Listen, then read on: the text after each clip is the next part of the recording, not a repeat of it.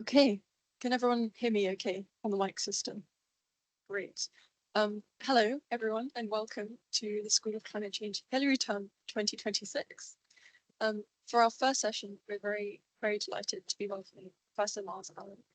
Professor Myles Allen is head of the Atmospheric, Oceanic and Planetary Physics in the Department of Physics, University of Oxford, and a professor of Geosystem Sciences in the School of Geography and Environment.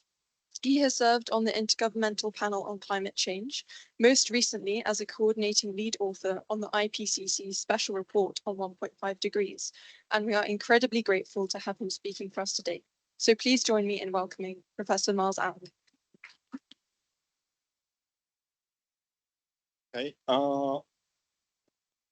Is that picking up okay in the room? Can I just check online? Can you hear me okay? Well, I don't need to count on my phone. Yes, good. Okay. So I want to talk to you about the big picture. I've been asked to sort of cover the science of climate change, the IPCC, and everything all in one. So I've got 2 hours, which is quite a long time. So I'm going to break it up.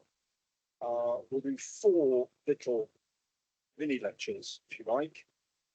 First on basically why we want to stop global warming, just in case.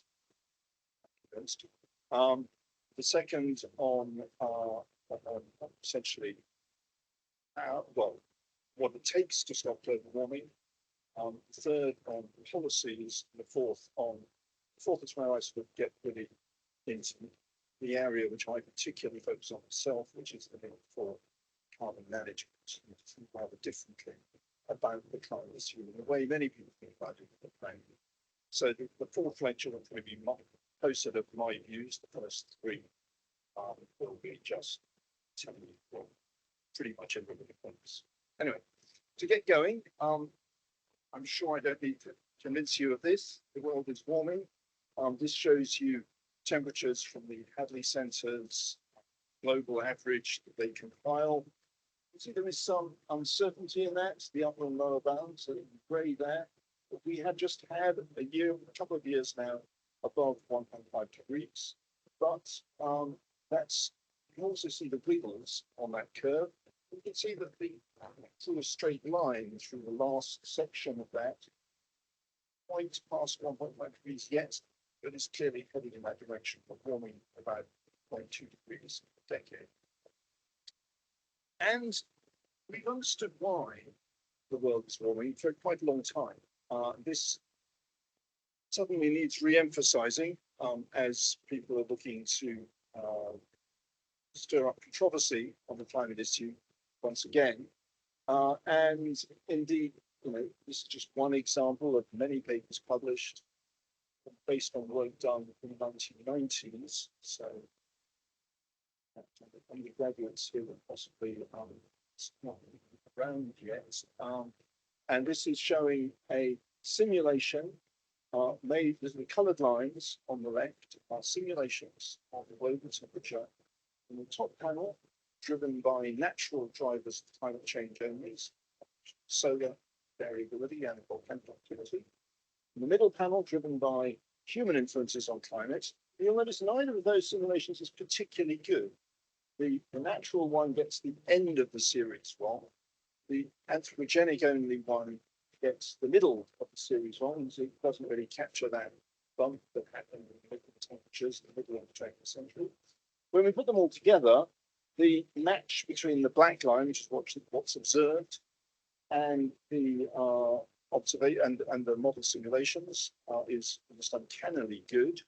And if we just sort of add on what's happened since then, you can see that the prediction, so this was all added data from since we published that paper, where I can't give with colleagues at the Met Office back in the 90s.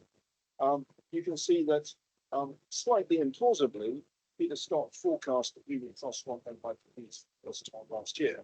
And at that point, getting the year right was lucky, clearly. But you can see that the underlying trend is spot on. And so the fact that we can understand what's going on and we're able to accurately predict it as much as based on data essentially 30 years ago, shows you that there really shouldn't be much wrong about why the work is wrong. So this is real. The dots are the observations here. The red is the total combined human and natural influences on climate. Purple is the contribution from greenhouse gas increase. See, that's a little bit above the observations from greenhouse gases alone, which is the net impact of other forms of human pollution on climate, mostly aerosol pollution. Back in the 2000s, if you went, I remember the first time I went to Beijing about 2 years ago, barely seen the next block. So I was back there quite recently, and it was very impressive. They completely cleaned up the air. So it's the same time of year. Am I not picking up? Okay. Yeah. All right. Okay. So is that better online now? Okay. So they've really made great strides in China, and India is now following suit in clearing up their air by getting rid of the most polluting forms of local air pollution, so eliminating coal for heating. But you'll notice one of the interesting side effects of this is that the cooling impact of all these aerosols is going away. You can see that orange line is less cooling, meaning that's adding to the warming caused by greenhouse gases, and that's driving a very rapid rate of warming at the moment. So we've certainly passed 1.3 degrees, getting on for 1.4, and we'll be reaching 1.5, the current rate of warming, within the next few years. The warming rate is currently between 1/4 and 1/3 of a degree per decade. And if we just carry on at the current rate, we'll reach 2 degrees around 2050, okay? And 3 to 3.5 degrees by 2100. Those aren't model projections or based on any scenario. That's just what happens if we carry on as we are. But the debate, so as I said, there shouldn't be much argument about what's happening and why. The argument has kind of shifted. And this is an influential figure in the climate space at the moment. This is Chris Wright, the current US Energy Secretary, saying he's happy to acknowledge that climate change is real. And then he says, but it's not the greatest threat facing humanity. As someone who values data, I know that improving the human condition depends on expanding access to reliable, affordable energy. It's a curious sequence of statements because they're all true. And you put them together and it's clear what the underlying message is he wants to send. But what he's clearly not willing to acknowledge is that we need to do anything about climate change, the implications that we need to do anything about climate change. Of course, we need access to reliable, affordable energy, but it doesn't have to cause climate change. Where Chris Wright is coming from here is well illustrated by papers and tweets and publications, op-eds and so on, coming from Bjorn Lomborg, or there's plenty of others in this along this ilk, and we'll probably see more of them in the run-up to the 2029 election here in the UK, making the point that climate change, yes, it's real, but it's not really going to cause much of a problem. It's not really worth worrying about. And the kind of justification that's often trotted out in support of that position is things like this little figure you can see here, which is a genuine figure from a genuine paper by Bill Nordhaus and Moffat, and showing how different studies have tried to estimate the impact of different levels of warming on the global average, on the global economy, on the world's economic output. And you can see, so 2 degrees, 4 degrees, 6 degrees. So you can see that the warmer it gets, the more the damage, the more damage we see on average. Still quite a lot of scatter between points. You'll also see that between 0 and 2 degrees, we don't see much change in the damage. And then we see more change in the damage as we go from 2 to 4 degrees, and even more as we go from 4 to 6 degrees. So we see this curve emerging. And everybody pretty much agrees that that's the shape. And by the way, just to sort of cue you in and make you think about this, why would you expect, even before I showed you this data, why would you expect that curve to be curved in that way? You know, you'd probably instinctively think that, you know, more warming gives more damage. But why do we see, and why should we expect to see, that more warming, you see more damage per degree of additional warming? Yeah. So damage adds up on itself, but that, no, you don't necessarily know that. I'm just sort of, why does because it's interesting that everybody, including, you know, Bjorn Lomborg, Bjorn Lomborg and I don't agree on many things, but we do agree on the shape of this damage function.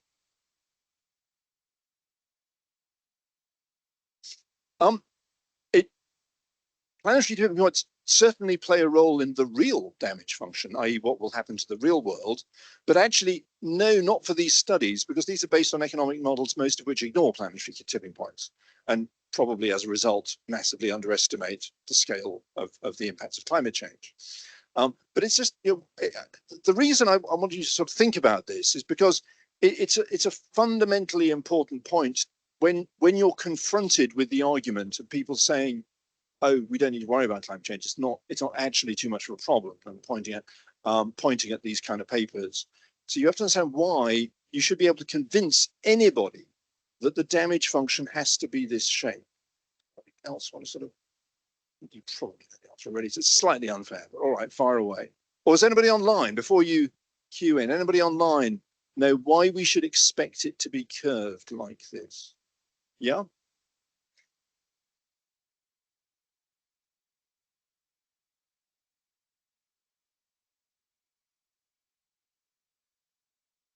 Yes, and indeed, Giovanni speaks like an economist, so that is what you would expect. You know, as you know, from compound interest, you're aware that as you know, as you get richer, you tend to get richer these days anyway.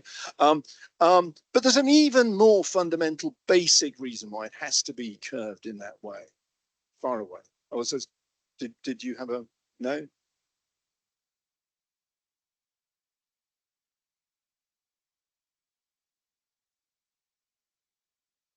That's the point. So ask yourself what would happen if we were to cool the world. What would happen to the world economy? Well, I mean, that would almost certainly, there's no data here, but one thing you can be confident of is, yeah, global cooling would suck. I mean, almost as much as global warming. Yeah, I mean, if you think about what would happen. So what we know is the systems, the world economy, our agricultural systems, our societies, our buildings have all been designed for a sort of mid-20th century kind of climate, maybe in agriculture, maybe an early 20th century kind of climate. That's what we've spent, you know, 10,000 years of human civilization adapting to, because the climate hasn't changed very much over the past 2,000 years. And so that's what we're good at. And as we move away from that, whether it was to warmer or to cooler conditions, we should expect damage, and therefore on that equilibrium, that pre-industrial equilibrium, we should expect it to be flat. So it's almost inevitable that as you move away from pre-industrial conditions, we will see both climate change impacts accumulate and the rate at which climate change impacts get worse. No matter what impact you're talking about, whether it's an impact on extreme weather or an impact on sea level or whatever, you would see that rate accelerate as we move further away from the pre-industrial conditions. And this also helps us sort of put some of these numbers in perspective, because imagine what 6 degrees of cooling would look like. Well, this is what it would look like. Well, unfortunately, the mammoths wouldn't come back, but that's what the world looked like. That's what the world looks like when it was 6 degrees cooler than it is today. So as you can see, straight off, imagine what a resurgence of the ice ages would do to the world economy. And yet, if we look at, Bjorn Lomborg's picture, he's saying that 6 degrees of warming would reduce the world economy by less than 10%, would damage the world economy. That should immediately give you cause for concern. Really? And then, because he's then saying by extension, by interpolation, so to speak, that if 6 degrees costs less than 10%, then because the thing's curved, you can be confident that 2 degrees is going to be barely perceptible. Hence the logic of all these people saying, oh, we don't need to worry about change. Be, centuries before it actually has any impact. If we take a different approach and actually ask, so all of those studies are largely based on economists' opinions. Basically what different economists have assessed, as in the phrase they use, the impact of climate on the impact of changing global temperatures on the world economy.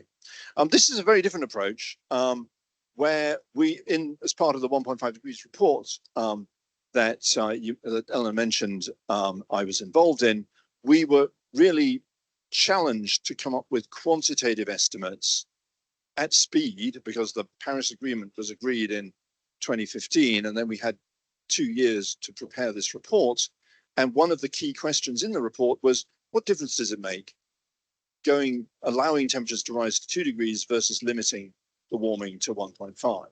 And at that time, there just wasn't any literature on this. So this was a study done by Felix Pretis, who was a grad student here in Oxford at the time, which was really played quite a key role in the arguments of that report. So a nice example of how you guys can have considerable impact, because he used, instead of using economists' opinions, he used data on the way GDP statistics in the World Bank's in the World Bank's numbers varied with temperature over the past 40 years. So it's an empirical study. He just looked at the relationship between GDP and temperature in various parts of in all sorts of different countries of the world, and then used the results to project, if these relationships continued into the future, what the impact of 1.5 or 2 degrees of warming would be. And you could say, well, how could he assume that those relationships that we've seen in the past would continue into the future? Well, remember, if we're looking at the past 40 years, we are looking at a period where the world has warmed by over half a degree. So you've actually got a period in which the signal is quite substantial. So you're not actually extrapolating that far if you're talking about the impact of another half of a degree on top of that. So it's a reasonable thing to do. And what we found was that at 1.5 degrees, we were seeing by 2100 a reduction in the world economy of close on 10%. That's at 1.5 degrees. So that's what Bjorn Lomborg was saying would take 10 degrees, so 6 degrees to do that. And actually, even more importantly, this was the main finding of the study, this damage was very highly concentrated in the purple regions you can see there, where countries are already hot, they're already less developed, and they don't have therefore the resilience to deal with climate change, and that's where the economic impacts are most pronounced. And at 2 degrees, of course, many more countries emerge that are significantly adversely affected by climate change, and a few countries in green show up benefiting from climate change. I mean, that's one of the difficulties we have with dealing with the climate issue, is that the impact is very different on different countries. Now, this is direct impacts, wouldn't include impacts on global trade flows or global migration patterns, which is a very significant impact, which you're probably increasingly concerned about. And since, migration seems to be driving a lot of political angst at the moment. And so we're seeing, but we are seeing there are big countries that, and Russia included, that are looking at climate change and looking almost at climate change as an economic opportunity. and therefore perhaps considering that their own interests are not best served by early action on climate. What we can't say about the cost of climate change is sort of, it's very difficult to put an absolute number on it, because the total damage caused by climate change, I've given you various estimates here, but I would want you to take any estimate of the total cost of climate change very much with a pinch of salt, because it's very sensitive to how much you value different people in different parts of the world with different levels of income. In the crude GDP statistics that Felix Pretis and indeed Bjorn Lomborg were talking about in their studies, the death of a Bangladeshi would actually have less impact on the global number than the death of a German. And if you think that's outrageous, it's, you know, that's economics for you, okay? So don't, you know, I was a co-author on one of the papers, don't shout at me, that's just the way economics works. Now, there are ways of addressing that. You can try and re-weight impacts on different people to make sure that you consider, for example, a 1% loss of income equal regardless of who's the victim of it. That's one way of doing it. But you've got to make a decision as the designer of the study whether you're going to do that. We didn't do that in Felix Pretis' study. We had long conversations about whether we were able to do it. In the end, it was decided no, we just wanted the aggregate numbers because that was what governments were calling for. There's also social impacts of climate change, which are very difficult to see in GDP and pure economic statistics. So, for example, if somebody moves from a poor country to a rich country, that the net impact on global GDP is generally positive, but the net impact on the GDP of both the source country and the destination country is generally negative. Okay, so both countries get poorer per capita, but the world gets richer. Okay, and you're left as an exercise to try and work out how on earth that can happen.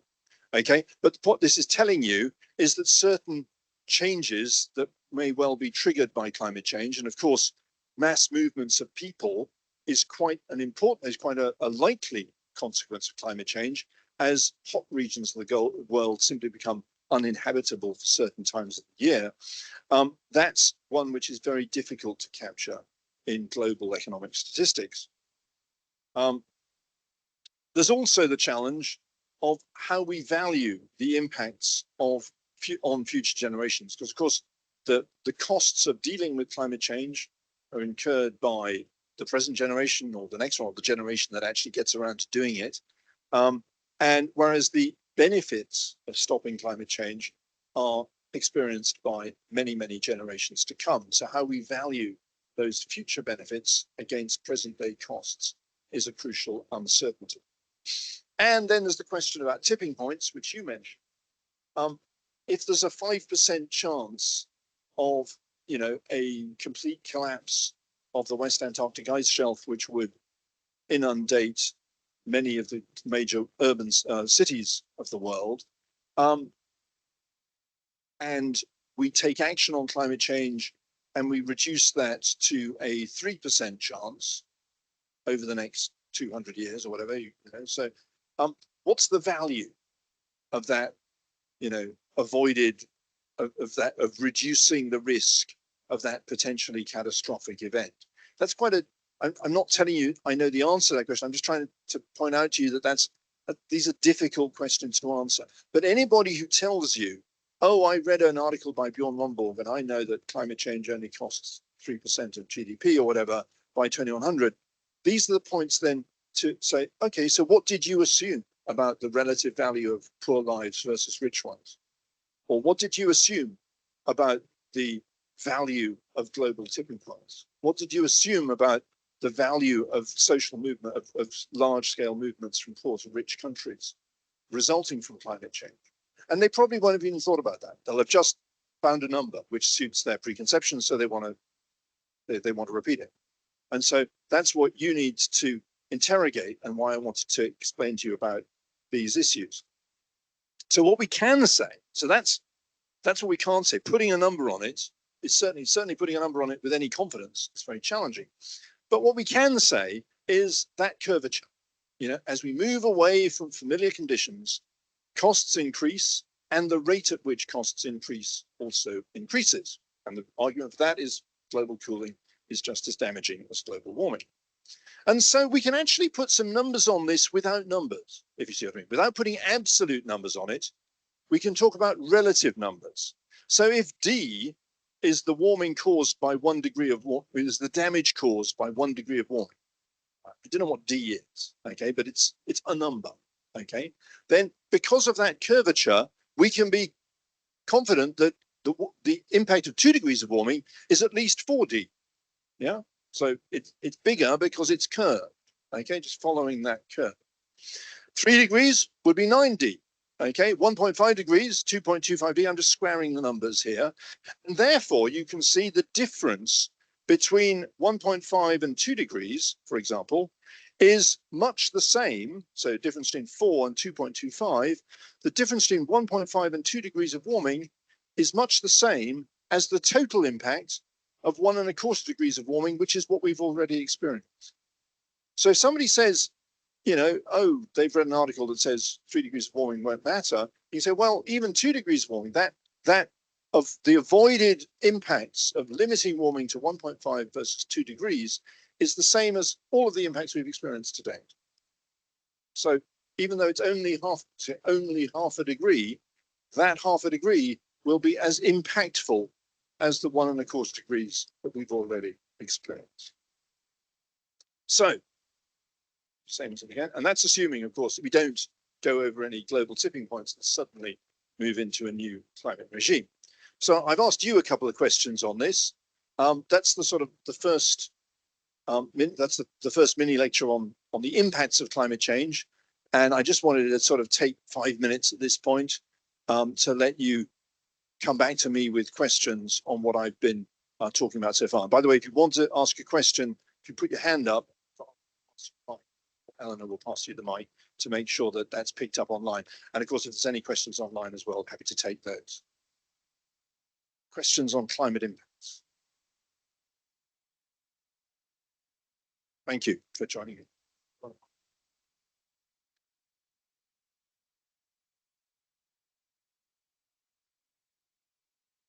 Thank you for that. Just about this stuff on migration. So I don't really understand how so migration from poor to rich countries increases the overall. This is like a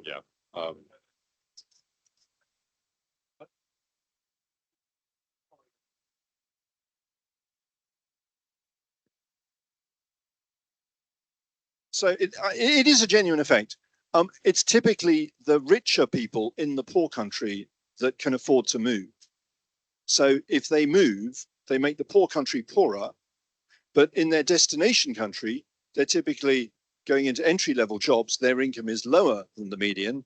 And so by moving, they make the per capita income in the destination country fall, and the per capita income in the source country, well, I don't know quite what the origin country, I should say, in the origin country also fall.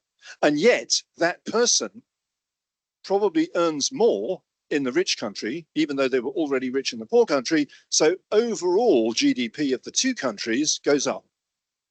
I mean, it's a nice example to just explain how overall GDP is a bit of a silly thing to fixate on. Yeah, but we do fixate on it all the time. Governments are obsessed with boosting GDP. And this is an example of something how, you can have a change, I mean, which has sort of very counterintuitive impacts on individual and total.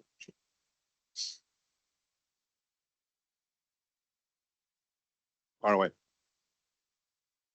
Is it also possible to interpret the accelerating rate of economic climate impacts as a result of the increasing unpredictability of climate patterns like El Nino, La Nina, and tornadoes, for example? That's definitely part of it, because I think the reason it gets, the further we are from familiar conditions, the harder it is to say what the next impact is going to be, and therefore the harder it is to plan for it, and the harder it is to avoid it. That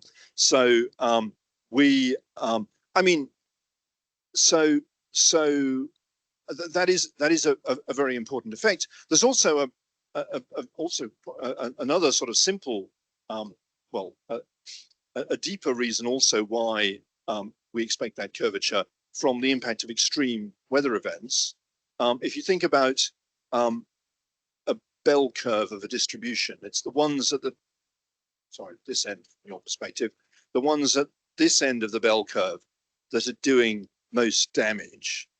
And if you shift that bell curve, you'll notice that the frequency at which those damaging events happens goes up, and then it goes up much faster because of the shape of the bell curve. It really rapidly accelerates as you move the whole bell curve of the distribution. So that's why we typically see, a few extreme events happening to start with, and then suddenly they start to come more frequently, and the speed at which they become more frequent goes up. So that's another effect, because after all, most climate damage is not really done by the average climate. It's done by the extreme weather events that actually cause problems. And so that's another factor that sort of contributes to that curvature. It's useful to have all these sort of reasons why it's curved. And by the way, it's probably curved more than I was describing. So there's sort of 2, 4, just squaring it. That's really about the best we can hope for, really. It probably accelerates faster than that. But it's useful, again, to have in your head even a really conservative estimate of climate impacts will tell you that the difference between 1.5 and 2 degrees is the same as all of the impacts we've experienced today. Okay, so that's a way you can sort of argue for that with somebody who doesn't like the numbers. So to speak. Well, these are pretty simple numbers. You need an answer to them. So this question is from Heavenline, who's 16 years old. They ask, many of the most severe consequences of climate change will be experienced by people who are currently children or not yet born. From your perspective, how can climate science, particularly the concept of carbon budgets, be used to more explicitly protect the rights and futures of children and adolescents in today's climate decisions? Thank you, Evelyn. That's a huge question and a real challenge. In the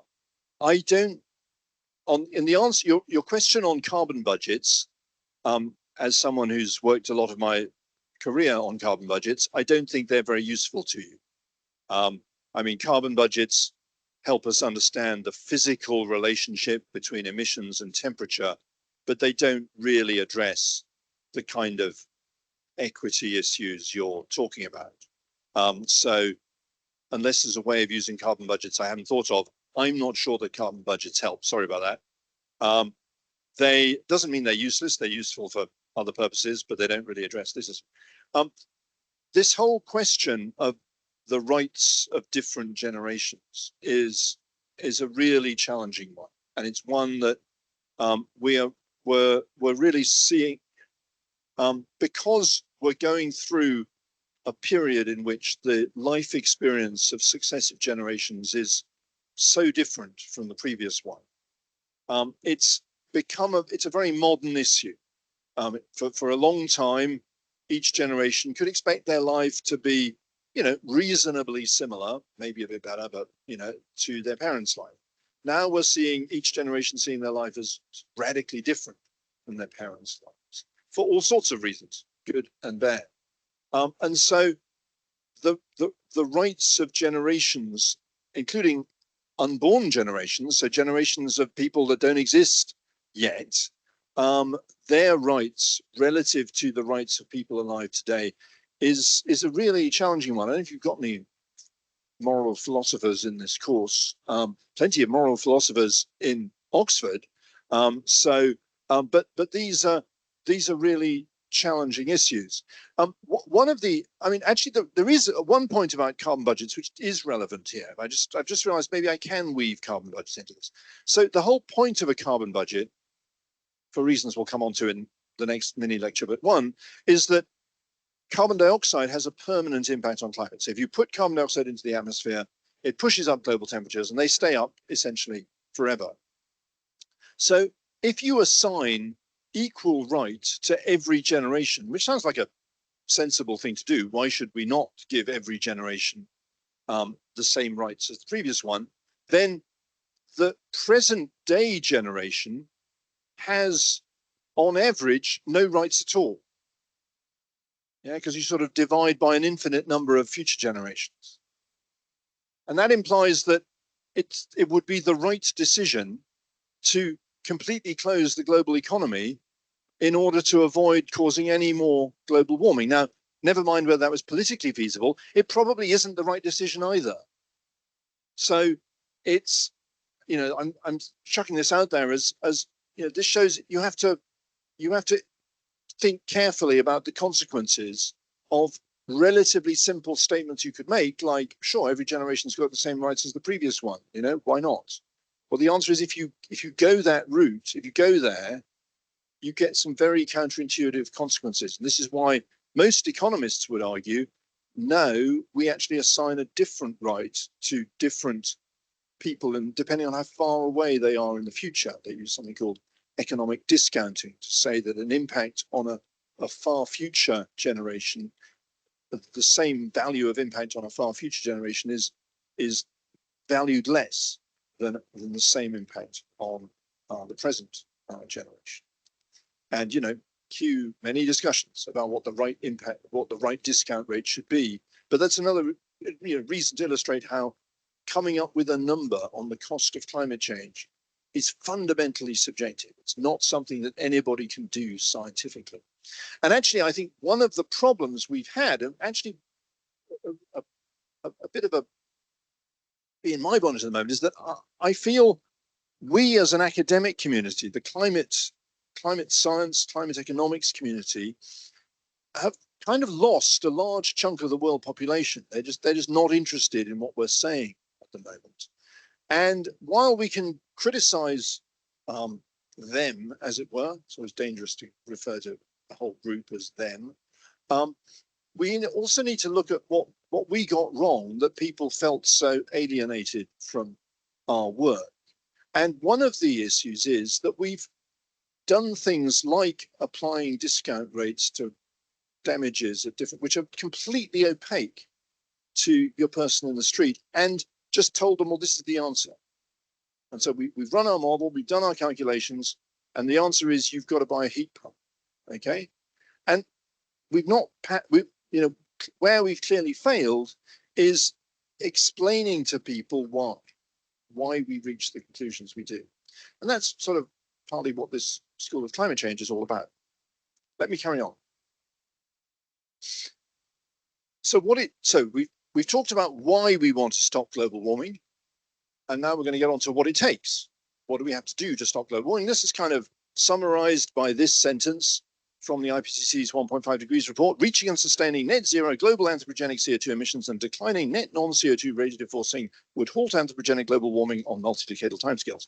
High confidence. Okay, you can tell whenever you see a sentence like that from one of these negotiated reports, some long-suffering scientists and government negotiators spent many hours in the middle of the night in some capital. It was actually in Incheon in Korea, where trying to work out what we were willing to say, what everybody was willing to sign off on about this statement about what it would take to stop global warming.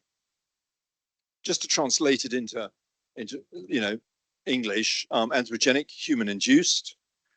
Net non-CO2 radiative forcing, well, that basically means other emissions, mostly methane, okay? So we need to get carbon dioxide emissions to net zero, and we need to keep them at net zero, reaching and sustaining net zero global human-induced carbon dioxide emissions, and declining other emissions, mostly methane, would halt human-induced global warming.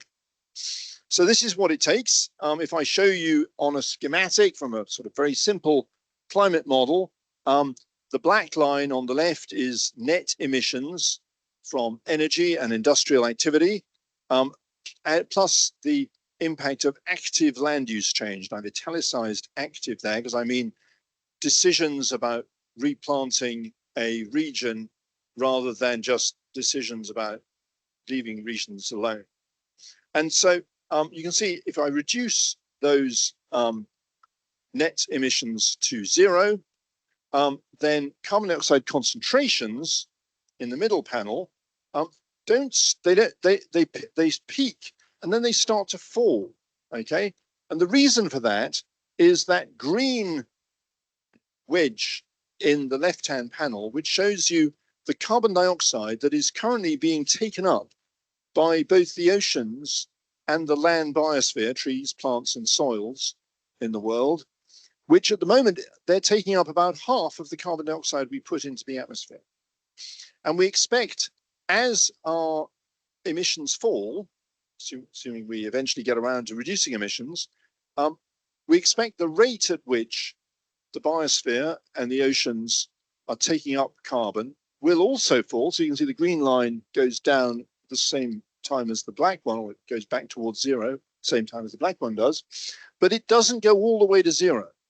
So even if I reduce the black line all the way to zero, the oceans and the land biosphere continue to absorb carbon for many, many decades after global emissions reach net zero. And what that does is it draws down atmospheric concentrations of carbon dioxide, the amount of carbon dioxide in the atmosphere, which stabilizes global temperature.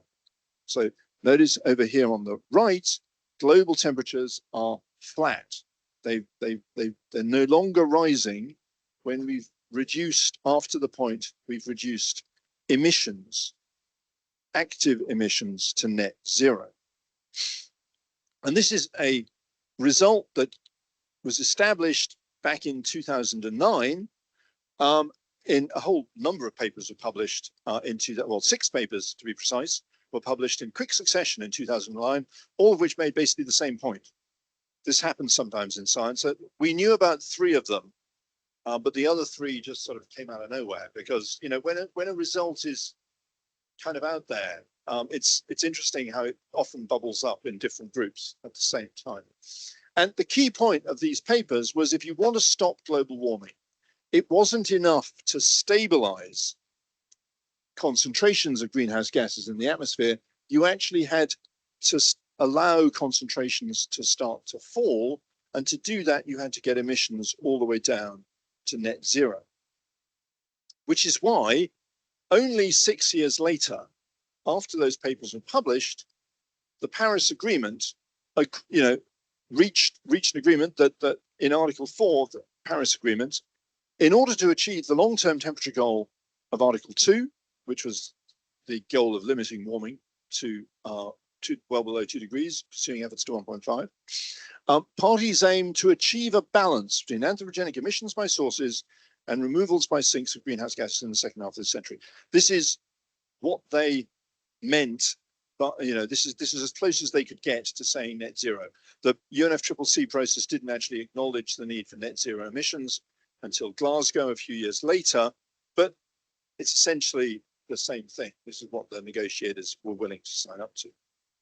And since that time, lots of countries are making net zero commitments. This map shows you countries of the world that have got either in green already a commitment to net zero in law, or in light paler green an aspiration to get to net zero. You'll also notice there are certain countries that are colored blue, like Guyana here. These countries claim to have achieved it already.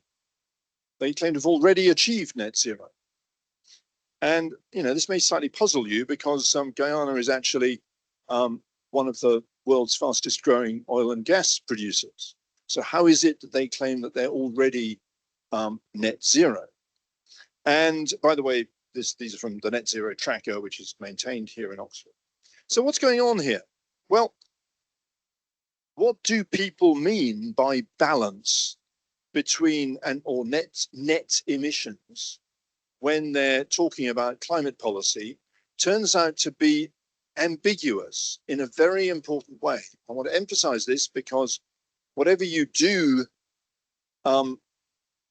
you know, in your career after leaving Oxford, or if you're joining online, whatever profession you're in, the chances are this is one of the issues that will impact you most directly, almost regardless of whether you care about climate change. Well, you know, particularly, well, no, I think you do need to care about climate change for this to be an issue. So, as it were, the Intergovernmental Panel on Climate Change, or people like me, okay, what we mean by net carbon dioxide emissions is emissions from, say, burning fossil fuels or making cement on the one hand, and removals of carbon dioxide from the atmosphere that result directly from ongoing human activities. So actively replanting a forest, for example, where the carbon dioxide that's stored in the forest that would not have been there if we hadn't gone and planted that forest, that would be categorized as a removal in the way we model climate change and the impacts of net emissions. But for everybody else, including the parties to the United Nations Framework Conventions on Climate Change, countries include in their definition of net emissions, they include uptake of carbon dioxide on so-called managed land that results from past emissions. That's nothing to do with ongoing activities, but it's just happening because we've got more carbon dioxide in the atmosphere. And suddenly, of course, as the implications of this have dawned on people, all land is being declared managed. So, for example, Russia recently announced they were intending to achieve net zero without reducing their fossil fuel use, in fact, increasing their fossil fuel use, because their forests were going to absorb all the carbon. And they just declared their forests as managed. Now, the problem here, and this is happening, you know, it's not as if this is, you know, a scientific error. We do see here's 3 photographs of the same spot on an African savanna, and you can see the vegetation is transformed today compared to what it was more than 100 years ago. And you can see that, and Mitchley and Bond have looked at the reasons why, and it was a nature reserve, so it was a region where the management of the land hadn't changed over time. And the reason was very clearly because there was just more carbon dioxide in the atmosphere. We're seeing the impact of that extra carbon dioxide in the atmosphere emerge in the way our biosphere responds. And that is the reason why half the carbon we dump in the atmosphere, one of the reasons why half the carbon we dump in the atmosphere every year doesn't stay there, but is taken up by the oceans or the biosphere. This is where it's happening. You can see the green regions of this map are regions where there's a net uptake by the biosphere, and the purple is net release. And obviously you can see there's certain parts of the world that are vulnerable, in particular Indonesia, Amazonia, the sort of fringes of Amazonia, where there's a net forest outgassing of CO2 in effect, going back to the atmosphere. But over most of the world, it's green. And this is, you know, even in a country like Canada, for example, or Russia, even though they are experiencing more forest fires these days, the forests do grow back after the fires. And that is still, the impact of the fires is still, in the long term, overwhelmed by the fact that trees are just growing bigger because there's more carbon dioxide in the atmosphere. So this is a good thing, but it's not something new that I'm telling you. It's something we've known for decades is going on. And crucially, it's something that we took into account when we said what net zero meant back in 2009. So the challenge we have here is that Canada's forest sink, for example, over that 20-year period was about 1 billion tons of carbon dioxide per year. Canada's emissions over that same period were about 750 million tons of carbon dioxide per year. So if Canada wanted to, if they wanted to, they could declare themselves net zero already and say, we're done. Fortunately, those friendly Canadians have not done this. But as I said, Russia has kind of woken up to this loophole and is suggesting that that's what they're going to do. Not just countries here. Just a few years ago, if you went into the service station on the I saw this poster in a service station on the road into Headington, that Charlotte. They had these big posters on the wall saying "Drive carbon neutral by protecting and replanting forests." And if you dug into what they were talking about here, most of the carbon neutralizing service that Shell was offering was essentially they'd drawn a line around a chunk of British Columbia. They'd worked out the net growth of trees in that region of British Columbia and said that's our. They did own the land, they bought it, and it was land that wasn't being used, so that they were able to buy it quite cheaply. They bought this large chunk of British Columbia. They said, well, the trees in that chunk of British Columbia are growing faster, so they're absorbing carbon dioxide. That's our carbon dioxide, so you can now drive carbon neutral. Okay, so why doesn't this work? Well, back to this figure, we already counted that so-called passive uptake by the land and the ocean as part of Mother Nature's response to our past emissions. We did not, in those 2009 papers, consider it a negative emission. It didn't occur to us that anybody would take credit for something they weren't actually doing anything for. Yeah, maybe we were really stupid or naive, but we were a bunch of climate. In self-defense, at the time, we didn't even know where this was happening. We knew it was happening because we could see how much carbon dioxide stayed in the atmosphere every year, and we could model and to some extent observe what was going into the oceans. And there was a missing chunk, about a quarter, which was obviously going somewhere, so it had to be going into the land. So in the models, we built and we modeled this, and we assumed that the land was taking up this carbon. But at that time, the idea that somebody would take credit for that uptake of carbon dioxide because they'd drawn a line around a piece of land didn't occur to us, because the technology, it didn't exist at that time to actually monitor forests and show how much carbon they were taking up. But of course, with carbon offsets going at, sometimes tens of dollars per ton, there's a huge financial incentive to monetize this stuff these days. And there are entire companies set up. I heard a presentation quite recently from a company that was flying drones over forests in Africa to quantify the total amount of carbon stored in the biomass, measuring year on year and showing it was going up and selling carbon credits. Nice little business. They didn't have to do anything. They just needed to fly their drones and document the additional accumulation of carbon. What's the problem here? And they were making the point, they were doing a good job because they were protecting this region, but we'd already banked that carbon in our calculations of what it would take to stop global warming. If we were to do what's suggested here and sort of redefine all that passive uptake as a negative emission, in other words, take credit for everything Mother Nature is doing, then we have to go well below zero to stop global warming. Notice the new black line has to go down to about -10 billion tons of carbon dioxide per year to actually draw concentrations down fast enough to stop temperatures rising. And if we just follow the new definition, but only reduce emissions to zero under that new definition, then temperatures don't stop rising. All we do is stabilize concentrations of carbon dioxide in the atmosphere, which was the old pre-2009 target, which doesn't stop global warming, at least not for many, many centuries. So we need two things in order to deliver the ultimate goal of the Paris Agreement, which is to stop the temperature rise. We need geological net zero, meaning any emissions from geological sources have to be balanced by capture and disposal of carbon dioxide into geological sinks.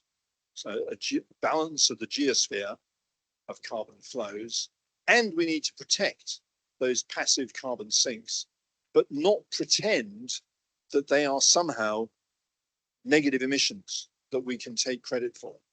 So this is a big challenge because at the moment, many countries of the world have already made their climate plans assuming they can take credit for the uptake of carbon by their forests. The European Union is starting to do this, even though they, for many years, said they weren't. Now suddenly they're sort of, maybe we will. And it's a huge temptation for a country with a big forest, with a lot of forested land, because it's within the rules. The rules allow them to do it, so why not take credit for it?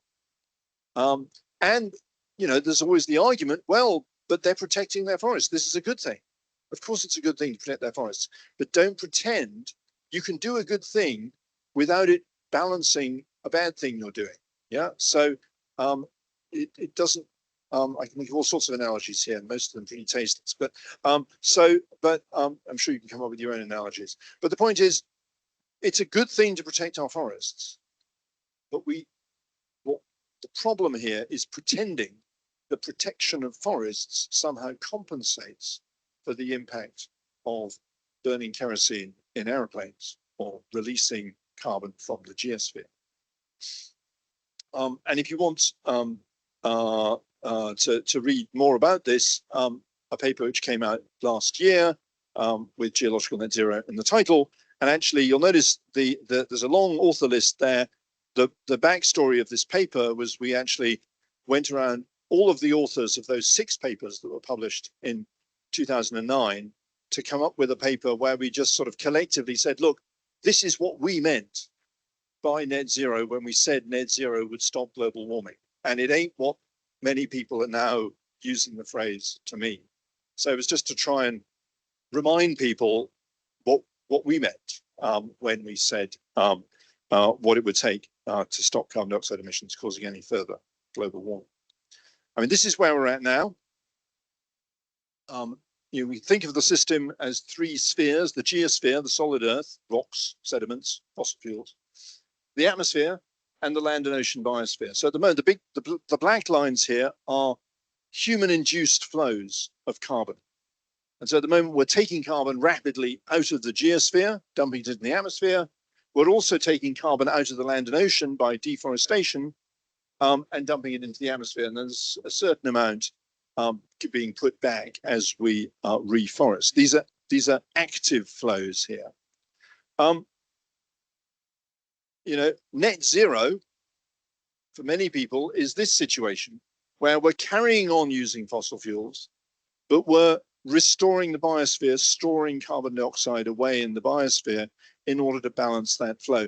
Now, this would temporarily stabilize global temperatures, because I'm only showing you here the impact of active interventions to store carbon in the biosphere. I'm not including these passive sink loophole that people are starting to exploit. But you know, according to Shell, at least, this is fine. This is driving carbon neutral because you're restoring forests. But if we want a durable net zero, we need balance at all 3 spheres. It's fairly obvious to you, I hope, that this is not a sustainable situation. We can't turn rocks into trees for forever. We might be able to do it for a decade or so, but that's it. There's not enough land to store all of that carbon that we are taking out of the geosphere and dumping into the atmosphere. So if we want a durable net zero, that has to encompass geological net zero, which means we're putting back into the ground carbon at the same rate that we're taking it out in the form of fossil fuel.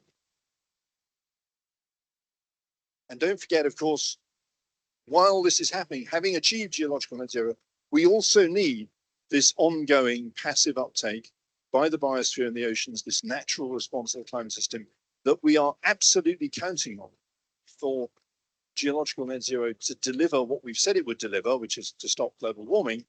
And of course, the more we stress the biosphere, And potentially, the more we stress the oceans, the more we damage these natural sinks, and the harder we make it for the planet to actually respond in the way we hope it will, by drawing down concentrations of carbon dioxide after our emissions cease. And I noticed there's some hands going up, which is perfect timing, because that's the end of the second mini lecture on what it takes to stop global warming. So this is kind of the science lecture, if you like. And I'm hoping there's some questions on this, because there's some quite sort of, quite subtle points that I want to make there, which I'm really keen that you would get. So I'm going to bring the mic across to the back now.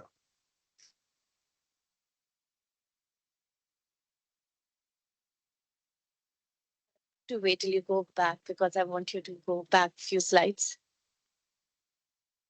When we with the first, I think when you were talking about the geography for net zero with the 3 graphs, I'm trying to understand that even if we are able to achieve that the carbon, the concentration stabilize and then decrease, do we have a stage where the temperature will not just stabilize but will decrease as well? People online hear me okay if I'm talking to this mic? People online, can somebody online give us a thumbs up? Okay, well, it's picking up because it clicked at me. Okay, so just the other mic's out in the room now.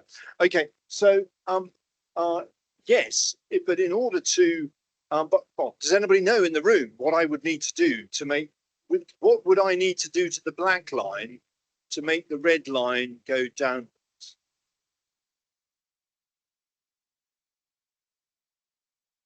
Yeah, it would have to go below the 0.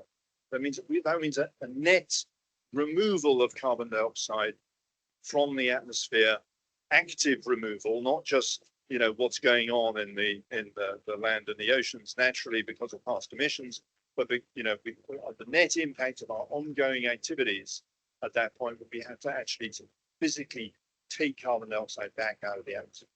And by the way, on Thursday at 5 o'clock, I think we'll check on the Oxford Martin School site.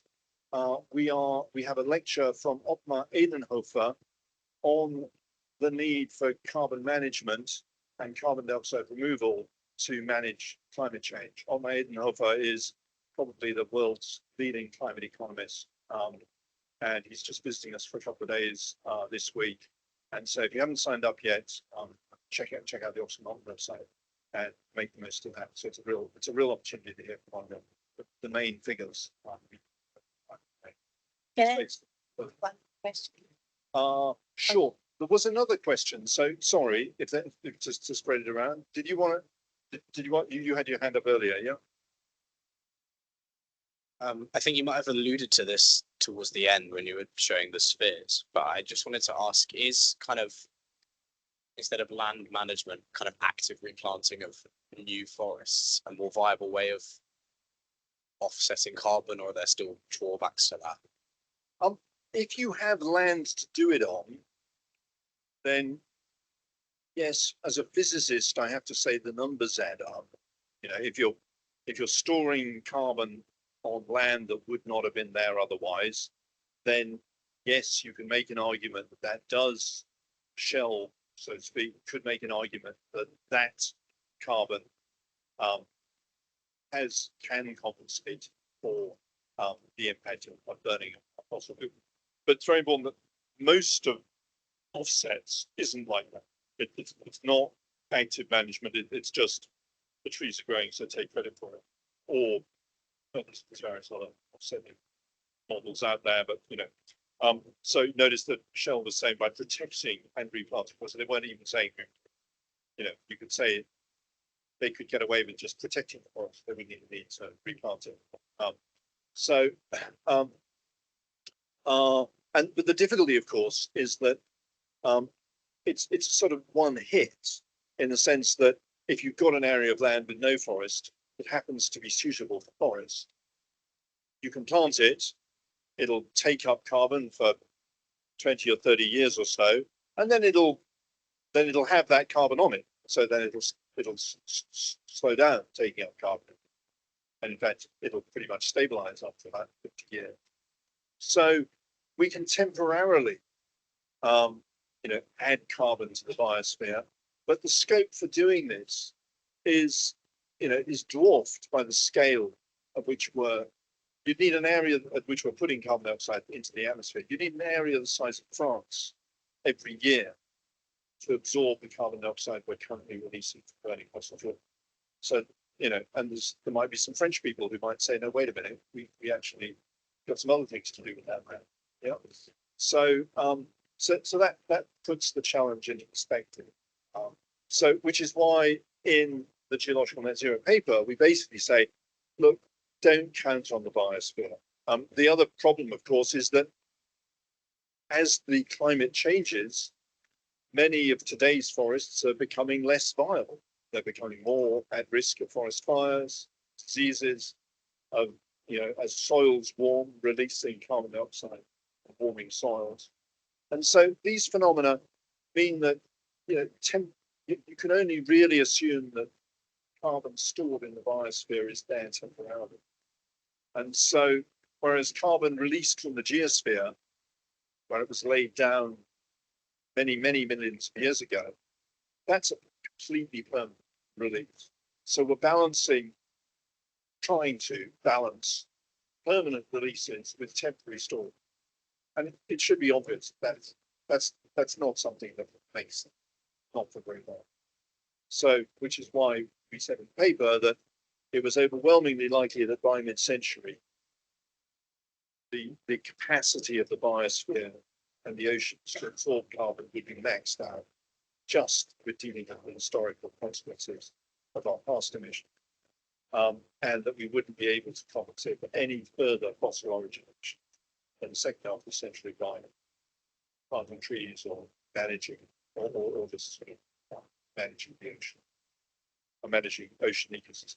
So therefore the only way of compensating for ongoing release of carbon dioxide to fuels was actively capturing and putting it back into the atmosphere, turning it back, which is hard, but we will put it back. Yep, pass the mic forward. I have a quick question. I probably should read your paper to answer this, but just as a quick question. You read the paper. No, I will do. I will do. How feasible do you think it is to reach geological net zero? I guess, like, based on our current technology. Well, that's what the next two lectures are all about. Great. It's entirely feasible. Just give a spoiler alert. Entirely feasible, but not with our current package of plans. Let's take one more question, if that's okay. You're lucky you were near the mic. Okay. And then there'll be two more cycles. Do you think it's possible to shift the idea of what net zero is, in the sense of what, like, Shell, for example, is saying they're at net zero? Do you think it's possible to shift this idea that that is net zero, so that companies or governments? If it was just Shell, I'd say yes, because at the end of the day, they're a law-abiding company. We just change the rules on them, they'd have to suck it up. The problem is, it's not just Shell, it's Russia. Yeah, how are you going to, impose a change in accounting rules on Russia that they don't want? So that's the difficulty. And what I feel we can do is, eventually we will have to distinguish the fossil carbon and those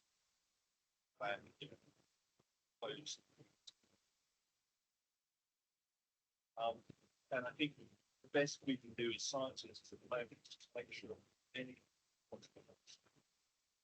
So if they're planning on future development of the fossil fuel industry, they ought to know that if the world actually is serious about stopping global warming, part of the future development of the fuel industry is to be relevant. Okay. So now we're going to get on to how we're doing. Yeah, oh, yes, good point. Okay. You know, it's no secret things are not going well. This is emissions from total emissions in dark blue, from fossil fuels in industry in mid-range blue, and pale blue from land use change. Land use change emissions have at least stabilized. You can see that they're even perhaps on a slight downward trend. That doesn't mean that we've solved the problem. Deforestation is still going on, but it's not getting worse in the way that fossil fuel use is still getting worse. It's still going up. There was some evidence of it stabilizing. But if we look at what happened as various attempts have been made to address the climate problem, this was the Rio Convention in 1992, where countries committed to stabilization of atmospheric greenhouse gas concentrations to the level that would prevent dangerous anthropogenic interference in the climate system. That was what countries signed up to back then. Then they had the Kyoto Protocol a few years later, where they sort of set up a mechanism whereby they would start to implement that goal, or that was the hope. About a decade later, we had the 2009 meeting in Copenhagen, when things really, the whole Kyoto process rather fell to bits. That was seen by many as a bit of a disaster for the climate negotiation process. Although, to be fair, Copenhagen was the first time that countries actually acknowledged the need for a temperature limit. They mentioned 2 degrees in Copenhagen, and then only 6 years later, we had the Paris Agreement, which, if you look at this curve, you might say, well, that was the first one that actually had a bit of an impact. And perhaps it has, to be fair. I mean, we have seen a slight bending of the emissions curve. It's flatter than it used to be. So let's not, lose sight of that. But on the other hand, what it needs to do, I mean, by the way, Glasgow a few years later seems to have had the opposite effect. There we are. Didn't stop Boris Johnson taking a lot of credit for it at the time. But at the moment, since the Paris Agreement, over the past decade, global emissions have been broadly flat. They've bumped up and down. The big notch there, of course, was COVID. But it's not that big a notch, considering the impact of COVID on the world economy. It actually had remarkably little impact on emissions. And so, looking at that, this was in COP28, a couple of years after Glasgow, which was held in Dubai. The president of the COP that year was President Sultan Al Jaber. He was also the chief executive officer of the Abu Dhabi National Oil Corporation. And shortly before the COP, in an interview, he said, there's no science out there, or no scenario out there, he sort of corrected himself, that says the phase out of fossil fuel is what's going to achieve 1.5 degrees. And this caused an outcry at the COP. Lots of demonstrators here screaming, no, we've got to phase out fossil fuels. And I'm just sort of interested in your thoughts on that statement. Do you think that statement is true?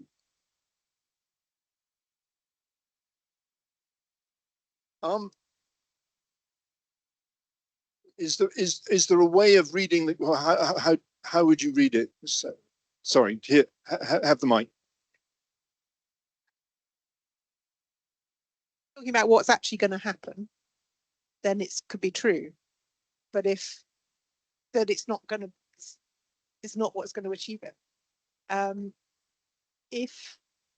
Because if we carry on using it, the only way would be to put it back. It would be putting the fossil geological net zero. Yeah. So from that point of view, it's a correct statement, isn't it?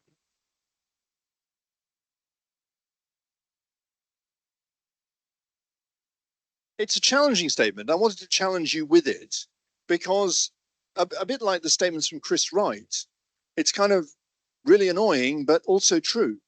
Yeah. So you got to think about why, your immediate reaction, many people's reaction at the time was what an outrageous thing for him to say, but it was also true. And in fact, particularly because he talks about scenarios, and he sort of, if he hadn't sort of, and I think the Guardian headline I thought was actually a little bit outrageous, because they said COP28 president says there's no science, and if you actually read what he said, he corrected himself to say no scenario out there. And if that had been me, I'd have been pretty grumpy with the Guardian, because when you're in a conversation and you say something that you realize, no, that's not quite justified, and you correct yourself, it's a bit rich for a journalist to run with the pre-correction version of what you said. And actually, if we look at, oil production in scenarios that deliver the goals of the Paris Climate Agreement and limit warming to 1.5 degrees.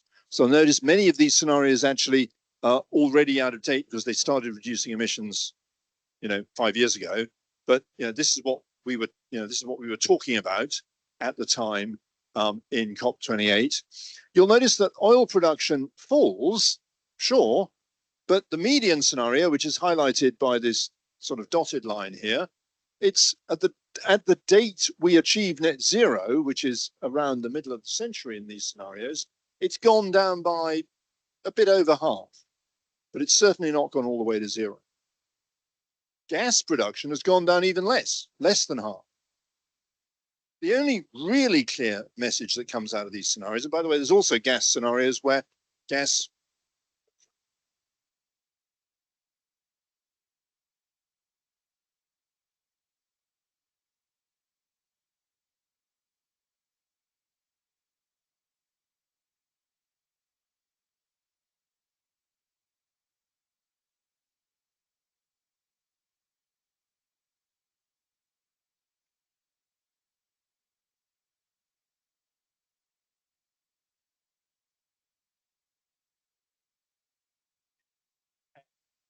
really isn't much.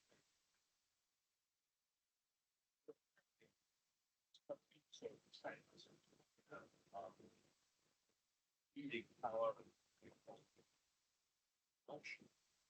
but it's already got one way of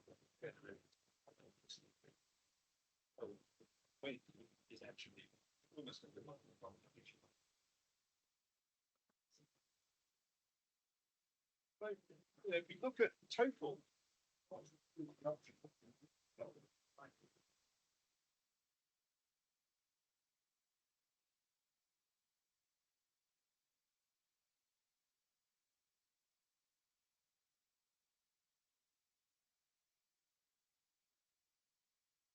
okay, good.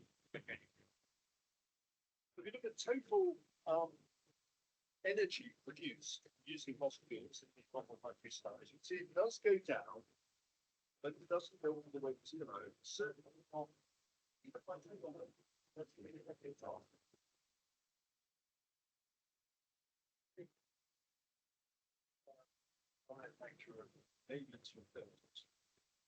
What happens to net zero? Well, this is what it takes to stop fossil fuels. In the scenarios of climate change. So the red line here is the amount of carbon dioxide we emit.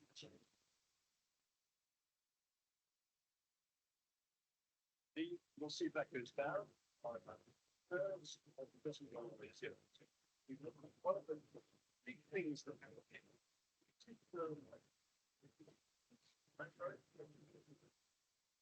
you'll probably think that part of the by replacing fossil fuels with wind. So that's CO2 production.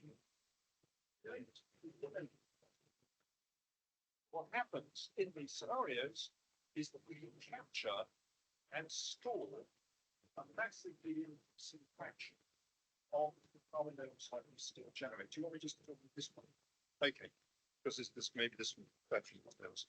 Okay, so don't worry about it. If I stay close to this mic, can people hear me online? Okay, that's fine. So the blue line here shows you the total amount of carbon dioxide that's being put back into the geosphere. put back underground in scenarios that meet the goals of the Paris Climate Agreement. And you can see there's a big range in the blue one, but there's a very clear picture. We need to be storing of the order of 10 billion tons of carbon dioxide per year by mid-century to meet the goals of the Paris Climate. Right now, we store back underground 40 million tons of carbon dioxide. So that's a factor of 250 too small. That's more to do. There's also a green line here, which shows you another contribution, which is the contribution from reducing deforestation and nature-based solutions, restoring ecosystems, coastal mangroves, and so on, to transition from, at the moment, the situation where we're putting carbon into the atmosphere from nature at a rate of some 5 billion tons of carbon dioxide per year, to doing the reverse in the second half of the century. And so that's taking carbon. But one thing to notice about nature-based solutions is, first of all, that's happening as well as the passive uptake that's happening because of past emissions, which are shown here by the dotted line, which is much bigger than the impact of our nature-based solutions. So it's actually quite difficult to work out what's happening because we did it and what's happening because of historical emissions. So there's an accounting challenge there. And there's also the sort of permanence challenge that we can store carbon at the Earth's surface, but as the climate warms, there's ever higher risk of that carbon being re-released back into the atmosphere. So we need to get to geological net zero, which is the point at which the red line and the blue line balance, and we're putting carbon dioxide back into the Earth's crust at the same rate that we're generating it from continued use of fossil fuels. Right now, we capture and re-inject back into the Earth's crust 0.1% of the carbon dioxide we generate. So that's 1,000. And so you could say, solving climate change is actually pretty simple. We just need to increase that 0.1% to 100% and we're done. But obviously that's not technically very easy. Yes, sorry. I'm about to talk. Yep, okay. I dwell on this not because it's the most important element of solving climate change. The most important one is that we burn fossil fuels less.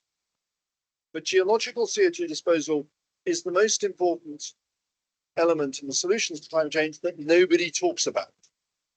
And that's why I am emphasizing it. It's not that I think it, yes, it's only 30% of the solution. If you think in terms of the mass of carbon dioxide we need to get rid of, okay? 2/3 is reducing the amount of carbon dioxide we produce in the first place. But 1/3, or thereabouts, is disposing of the carbon dioxide we still generate. 2 to 3, if we just look at, what makes a difference between now and 2100, it's the cumulative carbon dioxide we avoid generating that makes the biggest difference. 2 to 3 trillion tons of carbon dioxide avoided, but that's 1 trillion tons captured and put back into the Earth. So it's not the biggest, but it's the biggest one that nobody's talking about. And this matters because geological carbon dioxide disposal at the moment is getting less than 1% of the investment that goes into the transition. So the fact that we aren't talking about it is having real consequences. People aren't investing in it. They don't realize how important it is. I've just highlighted in red here, all the things here, like fixing our power grids, electrifying transport, investing in renewable energy. These are all things that are really helpful to reduce the amount of carbon dioxide we produce, to avoid using fossil fuel as much as we can. But there's only 2 things here, hydrogen and carbon capture and storage. That's the central topic of the rest of these lectures that are relevant to increasing the amount of CO2 we put back into the Earth's crust. And that's getting still less than 1% of the investment that's going into the transition. And many, many people in the environmental community think even that 1% is too much. if you're interested, you can look at an online debate organized by BBC Studios between what's discussion. Brian Cox's A Question of Science. Look at that, and it's me and George Monbiot, and there's four of us there, but the argument inevitably between the two blokes, and the other panel members were much more reasonable. But George Monbiot was arguing vehemently that we shouldn't even talk about this stuff, and I was saying if we don't, we're not going to stop climate change. But plenty to argue about.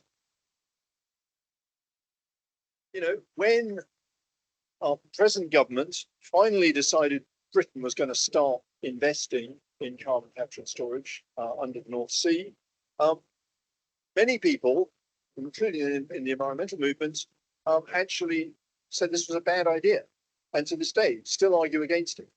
It makes it very difficult for the government to support this technology when climate activists are opposing it, even though we know we're going to need it, because we are going to make more carbon dioxide than we can afford to dump in the atmosphere, so we're going to get rid of it. Here's George saying carbon capture is a terrible point over the rest of it. Lots of other people. Even our own locals, there's an Oxford report saying that carbon capture could be highly economically damaging. You can find other lecturers, I'm not sure if they're on this school of climate change, but you can certainly find people in Oxford who will say, yeah, Myles is always banging on about carbon capture and storage. Yeah, there's a reason I'm always banging on about carbon capture and storage. There's a lot of carbon. We've got to get rid of it. We've got to get realistic about the fact that we're not going to stop using fossil fuels tomorrow. Questions on geological carbon dioxide disposal before we get on to how I think we might do this. So now we've got a real challenge. Okay, so you're just going to have to use their speak, and I'll remind me to repeat the question into the mic. Are people online hearing me through this mic? Okay, so I'll just have to repeat the question. Yeah, far away. Yeah.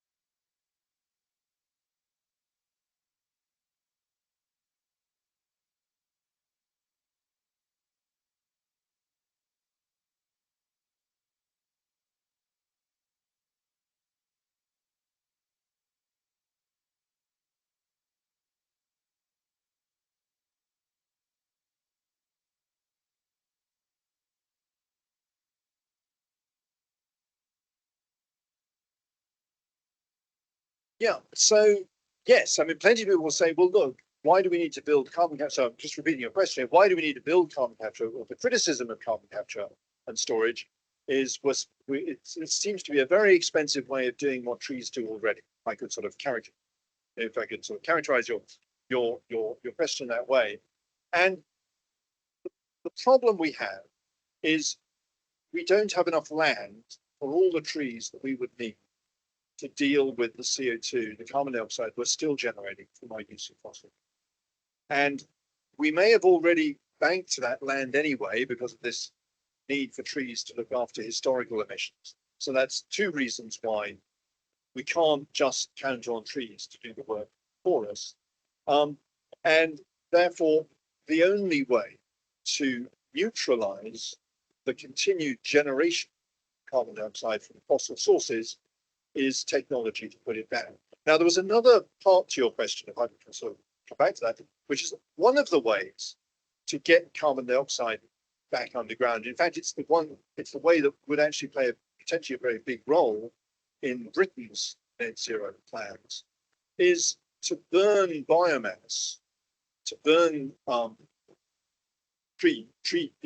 burn trees, capture the carbon dioxide, and re-inject that carbon dioxide underground, and then hopefully plant more trees where you got your trees from in the first place. They always assure us that they do that. And okay, let's pretend we believe them.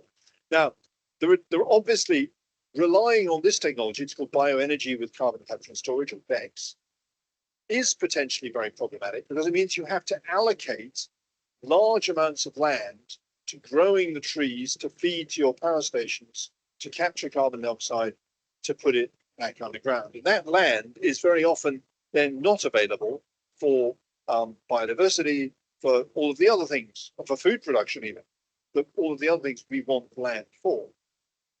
So actually, I have a lot of sympathy with people who say they don't really think that BECCS, bioenergy with carbon capture and storage, actually has that bigger role to play in the future. So I think it's going to be, so this is a problem because BECCS is one of the easiest ways of capturing carbon dioxide back out of the atmosphere. And if we want to go and putting it back underground, if we need to capture carbon dioxide out of the atmosphere and put it back underground without using BECCS, then we have to use what they call direct air capture and storage, which is even more expensive, where you're literally hoovering carbon dioxide out of the atmosphere using chemical methods, and that takes a lot of energy and a lot of capital investment as well. All of which, to my mind, means we have to work really hard at not putting the carbon dioxide into the atmosphere in the first place, which means both reducing the amount of carbon dioxide we generate, but also fitting carbon capture wherever we can to the plants that we are still running. So there are many activities where we can't capture, you can't capture the carbon coming out of the back of an aeroplane. Plane wouldn't work, okay? But there are many opportunities for carbon capture that are not BECCS, that are just capturing what's coming out of factories, what's coming out of power stations, and start to put that back underground. But that's where I think we should focus on. There were actually quite a few hands up, and I've forgotten where they all were. So should we take one more question before we get on to the last little section, which is about how we might solve that problem? All right.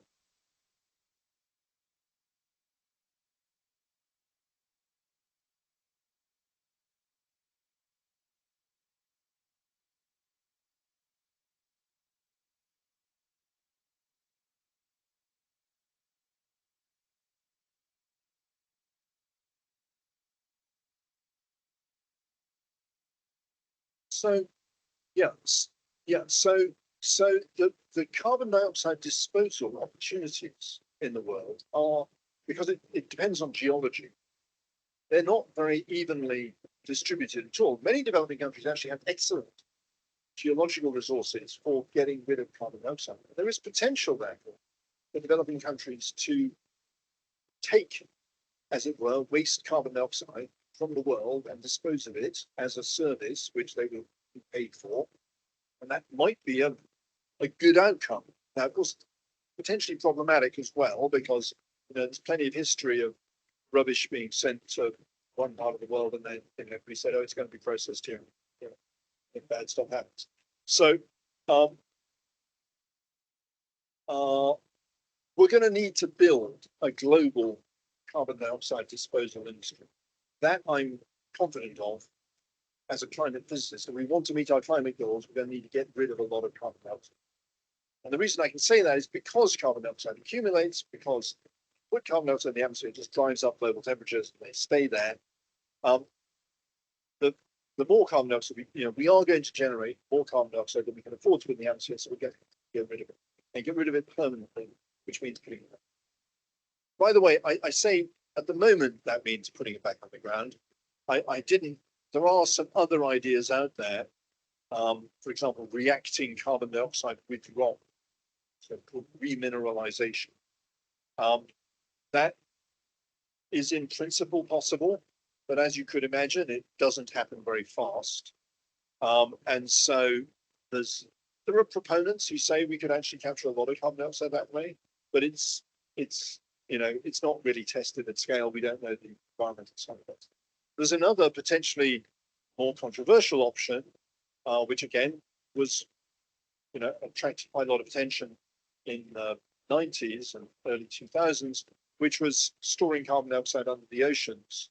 For example, various methods are proposed. One of them is if you find a region of the oceans which is short of iron, so where life is limited by iron, but the availability of nutrients for plankton to grow at the surface, you can, if you add iron to to the ocean, you potentially can generate an algal bloom, and then in principle, if that algae would photosynthesize, take carbon out of the atmosphere, take carbon out of the water, but then absorbs the carbon in the atmosphere, and then if it sinks down to the bottom of the ocean, be gone. In fact, was one of the proponents of this said, give me a tanker full of iron sulfate and ferrous sulfate, and I'll give you an ice age. Okay, now that's probably a bit of an exaggeration. And actually, the problem with this, of course, is A, it would be illegal, contrary to the London Dumping Convention. B, who knows what impact it would have on ocean biology. And C, we don't even know if the carbon would stay there. I mean, so, but this is the kind of, there are other ideas out there. The only one that we're doing on a even million ton per year scale at the moment, remember we have to get to billion tons per year scale to be really impactful on the climate issue, is re-injecting carbon dioxide back. And by the way, when I say re-injecting carbon dioxide underground, what actually happens, I should have probably pointed out that picture. Here's a schematic. Where is it? That one. Here's a schematic of what happens. You capture the carbon dioxide at something like a power station, and then you sink a well, and that figure shows you the kind of depth you're going to. So it's a kilometer or more underground, where when you inject the carbon dioxide as a liquid, you probably know that at normal pressures, you can't make carbon dioxide into a liquid because it goes directly from solid to gas. It's dry ice. But if you compress carbon dioxide to about 15 atmospheres, then you can make it into a liquid. And if you inject it deep enough underground, the weight of the rock above it just keeps it a liquid, and it just soaks into the sandstone rock and stays there indefinitely. And the reason we know it would stay there indefinitely is very often when they drill for oil and gas, they find carbon dioxide in the Earth's crust. There's lots of carbon dioxide in the Earth's crust already. So we know in this liquid form soaked into the rock. So we know that it can stay there for millions of years. And it's just, but the challenge, of course, is getting it there and making sure that, that while we get it there, it's all done safely. It's not going to be easy, but we need to do it. So here's another little sort of, one of these, all of whom are chief executives, actually, he's still the chief executive of BP, although these are all chief executives of large oil and gas companies. And I would say that one of them, and only one, actually has a plan to stop the fuels they sell from causing global warming. I phrased that quite carefully.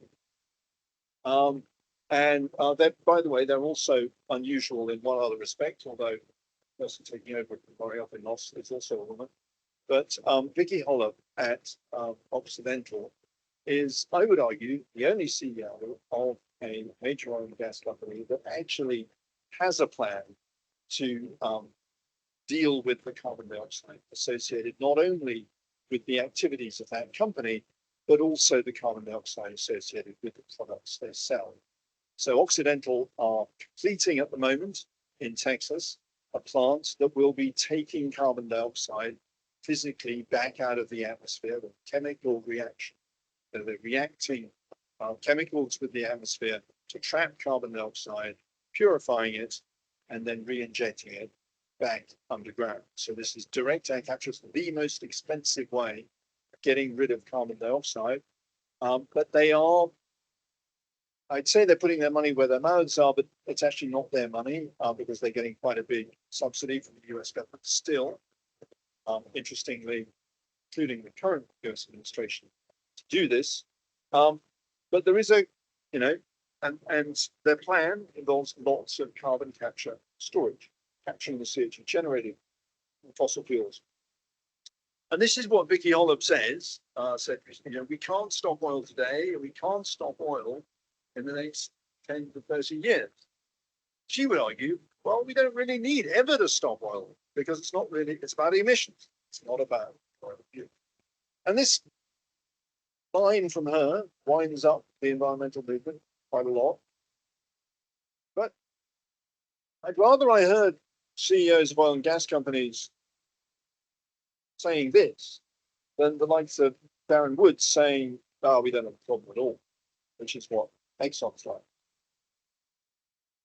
This is this project they're building in Texas, which is their so-called Stratos plant, which is capturing carbon dioxide out of the atmosphere associated. And this is crucially, unlike most carbon capture projects, which are capturing where the carbon dioxide is generating, this is when it's up and running. It's under test at the moment. It will be taking carbon dioxide back out of the atmosphere, so be able to deal with plants like this would be able to deal with carbon dioxide generated by things like aviation and so on that are where you can't capture carbon dioxide. So there is a problem, of course, which is they're not really doing it with their own money. They're being subsidized by the US government heavily to do this. And of course, you never quite know what the US government's going to do next. And this makes the whole industry incredibly fragile. You're sort of counting on the whims of the government to determine whether whether getting rid of carbon dioxide is a viable activity. So the big challenge in climate policy, I think we need to be focused on, and we don't talk about it nearly enough, mostly because far too many people are saying we don't need geological disposal at all, so why do we have to worry about how we pay for it? I hope I've convinced you we are going to need to put carbon dioxide back into the Earth's crust. And the big thing we haven't sorted out, we know how to do it. We've already got plants that are doing it. What we've not worked out is how to pay for it. And it's expensive. Compared to the cost of just dumping carbon dioxide into the atmosphere, which of course is free, any responsible disposal pathway for carbon dioxide is going to be much more expensive, infinitely more expensive, having to an activity which has zero cost. So how can we make it happen? At the moment, when CCS, when carbon capture and storage happens, it's paid for by taxpayers, that's the US model, or the risks are entirely borne by taxpayers. That's sort of the UK, we're paying for it, and we're taking on the risk. And neither mechanism is very good at actually driving down the cost. If you ask an industry, how much do you need to get rid of carbon dioxide? They're going to say, it's going to be expensive. Obvious. So we need to work out a different way of doing it. We're not going to build a global carbon dioxide disposal industry if it's entirely dependent on government subsidy. How can we turn carbon dioxide disposal, which is, I would argue, the biggest single challenge we face today on the climate issue, scaling geological carbon dioxide disposal. How can we make that happen in a way that it's anything other than a sort of low margin, boring, subsidy driven public service that they're investing in? So here's a scenario. Here's just a suggestion. I'm showing it sort of schematically here. This is a schematic of the economy, the British economy or world economy, whatever. Okay. So the blue arrows show carbon, either carbon dioxide itself or products that will generate carbon dioxide. So fossil fuels come into the economy by an extractor or an importer operating either an oil well or a port bringing carbon dioxide in from other parts of the world. They then pass that carbon on to refineries, to factories, to make products. It all goes on to consumers, and it all ends up in the atmosphere. None of it is captured. That's the situation we have. And so in the current UK climate, the only people who are really affected by climate policy are these industrial point sources, refineries, factories, and so on, that generate large amounts of concentrated carbon dioxide. These are the ones that at the moment essentially have to pay for their emissions under the UK emission trading system, the European emission trading. So they're grumpy about it. They don't like it. Consumers are confused. Most consumers don't really understand how climate policy is working at the moment. The atmosphere it's sweating, we've got all this carbon dioxide getting into it. Over here, we've got another entity, the geological storage operator. This is somebody who set up a business to dispose of carbon dioxide back underground. You can see they're sad and lonely because there's no arrows pointing towards it. Nobody has any incentive to really use their services. The government's fast asleep, and the extractor importer is laughing all the way to the bank. Okay, so what can we do to change them? Well, we could introduce a very simple regulation that says, in a nutshell, after 2050, you can't sell stuff that causes global warming. You'd say we've already decided this because Britain is committed to net zero, and yet we never frame it in that way. And so if you're selling stuff today that's causing global warming, you've got 25 years to stop the stuff you're selling from causing global warming. It's very important that we frame it in that way. Not that you've got 25 years to stop selling that stuff, because then I can assure you, all they will say is, great, we'll stop selling it in 2049, don't worry about it. The reason I'm confident of this is, by the way, after the Glasgow COP, the Johnson government licensed a coal mine in Cumbria, first coal mine that we've licensed for many years. And the reason they said it was entirely compatible with our 2050 net zero goal was that the license only ran to 2049. Okay, so we've got to be really careful about that kind of ridiculous idea. So it's not enough to say just stop selling it at some point in the future, because then the company would say that they know that they're not going to be required to follow through on that because they're keeping people dependent on them. They've got to stop the product they sell causing global warming by 2050. To do that, oh, okay, sorry, I've gone. At the moment, we are the sort of current models for fixing this are either government for building up geological storage is the government to throw lots of money at geological storage operators. This is what's happening in the US. It's happening in the UK. We're committed to spending 20-something billion on carbon capture and storage, which means, of course, the geological storage operator is happy because they've got a business, but the government is cross because they haven't spent lots of taxpayers' money, and consumers are probably also cross because they aren't taxpayers. There's another scenario, and the atmosphere, by the way, is still sweating. It's still most of the carbon dioxide still in the atmosphere. There's another scenario in which regulates point sources to require them to dispose of the carbon dioxide they generate. So we impose carbon taxes, carbon prices so high that it's cheaper to catch your carbon dioxide, pay someone to dispose of it, than it is to actually release it into the atmosphere. The difficulty with this, of course, is then the industrial point source is the one who gets really cross, and they move to another part of the world where climate policy is less onerous. So, and this is the real problem we've got in Europe and the UK at the moment, is that industries are just leaving, moving manufacture away from Europe and the UK to countries like Malaysia or somewhere which doesn't have as heavy climate policies. And then, of course, we just buy the products back afterwards. So net impact on global emissions is zero. So here's having agreed that we want companies that sell stuff cause global warming to stop the stuff they sell from causing global warming by 2050. We can get on a path to doing that by introducing something called a carbon take-back obligation. This is a requirement on the extractor importer, and the bottom left there. The green arrows are regulations. They're not actual carbon. They're just somebody telling somebody else what to do. So the government tells the extractor importer, if you want to bring fossil fuels into the UK economy, you're going to have to get rid of some of the carbon dioxide, just a little bit, 2% of the carbon dioxide that those fuels generate.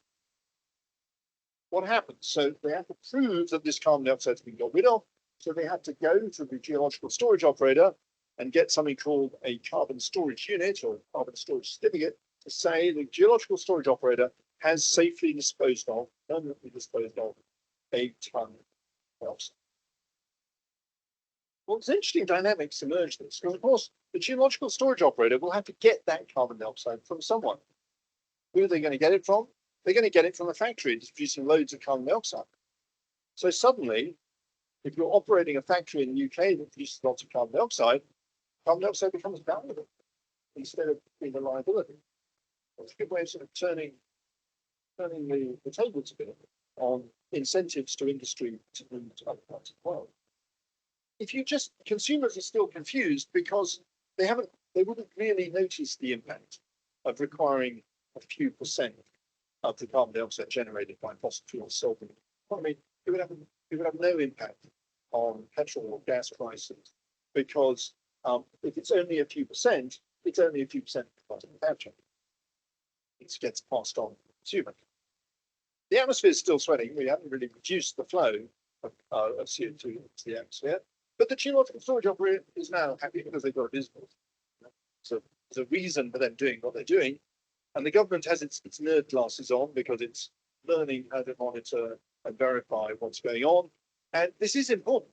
It takes years, sometimes decades, for governments to get good at regulating things, particularly when they're regulating nimble and often slightly agile, shall we say, industries like the fossil fuel industry. You know, you've got to really learn what the loopholes are because the industry will definitely find them. So that's the government learning what to do. Of course, the one person who's now cross is the extractor importer. They're now grumpy because they've got a cost of doing business they didn't have before. But I don't feel that bad about them because they're still making plenty of money. And they would still be making plenty of money, even in a scenario where they have to get certain. Of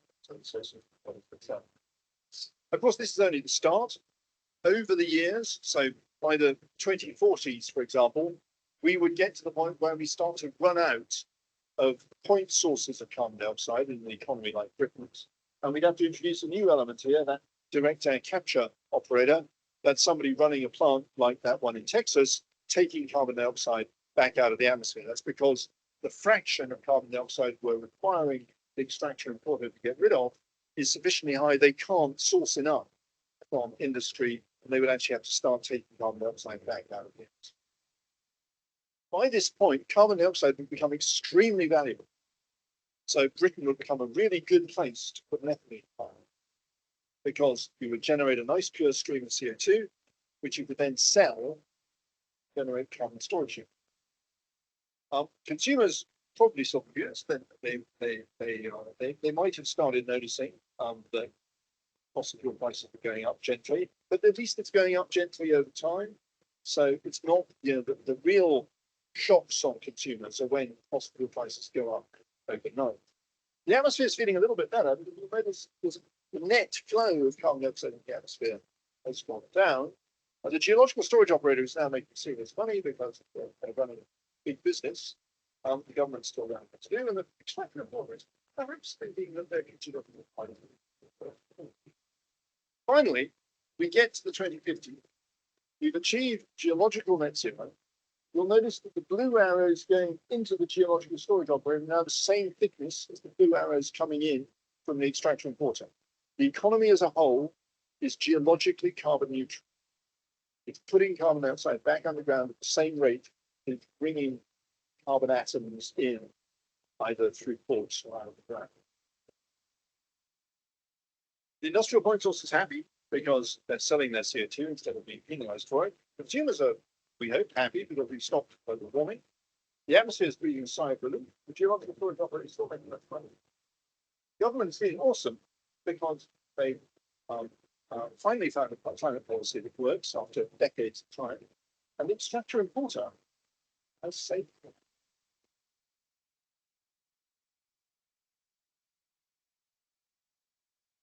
The surprising thing about this is that it actually is affordable. If you actually require the industry to do this rather than subsidize it, they're very good at working out how to do things cheaply. So these are probably quite pessimistic. $50 a ton if we capture its source, rising to $250 a ton at net zero. That $250 a ton, obviously, that's much more speculative because that's much further ahead. But Oxy, that plant they're running in Texas, they're saying $500 or $600 a ton at the moment. That's today. That's a first of a kind plant. The first one anybody's built anywhere in the world to do them.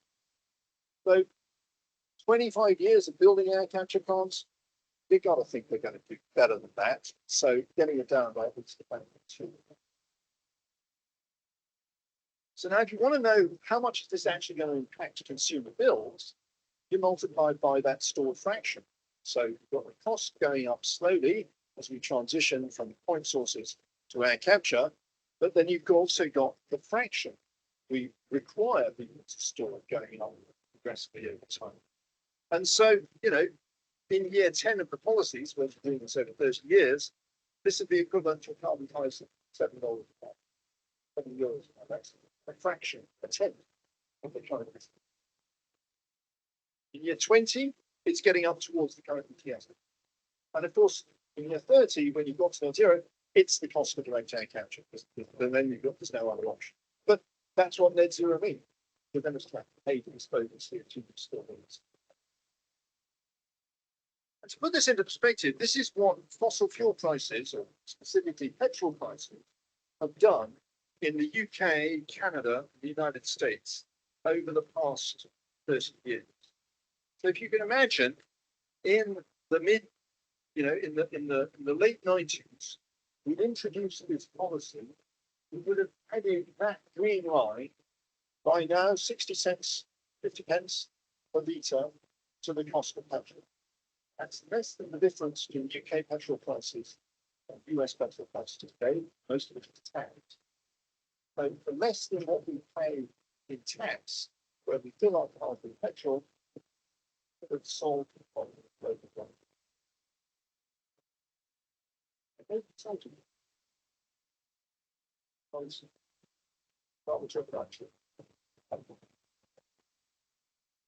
We need to stop fossil fuels from causing global warming before the world stops using them. The only way to do that is safe and permanent disposal of one-ton carbon dioxide every ton still generated by continuing. 10% by 2035, 100% by 2050 is a reasonable target. You know, we can debate the numbers. China's gone 2060. You only get to 100% by 2060. Well, so be it. We keep it going. It's not a path we're on at the moment. I could end by quoting, I quoted Sultan Al Jaber, UAE our CEO, back in the 1970s. I can have that one. Sheikh Yamani, the Saudi oil minister, probably saying the Stone Age ended before we ran out of stones, and the oil age will end before we run out of oil. So I'm sort of reassuring people that OPEC is getting us.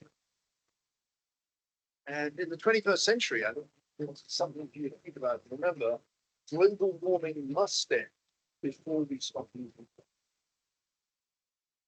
And many people find that sentence uncomfortable because they want us to stop using fossil fuels as soon as possible. And I'm all in favor of minimizing the amount of fossil fuels we still use. But if we wait until the world stops using fossil fuels, it'll be too late. We are going to make more carbon dioxide from using fossil fuels than we can afford to dump in the atmosphere. So we have to work out at scale how to get rid of it.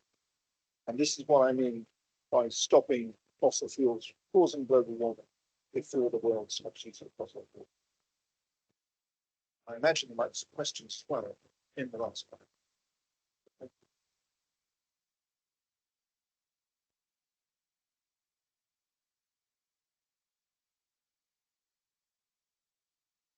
I guess the mic's still not working, so we'll have to. Sure.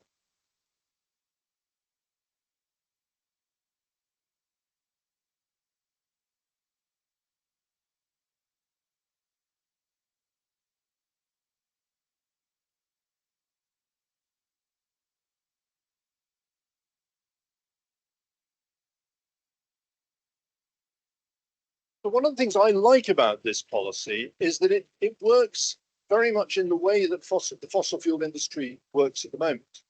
Oil is the same price. Internationally traded oil is the same price everywhere. We don't give poor countries cheaper oil. Maybe we could. Sometimes poor countries subsidize their fossil fuel use.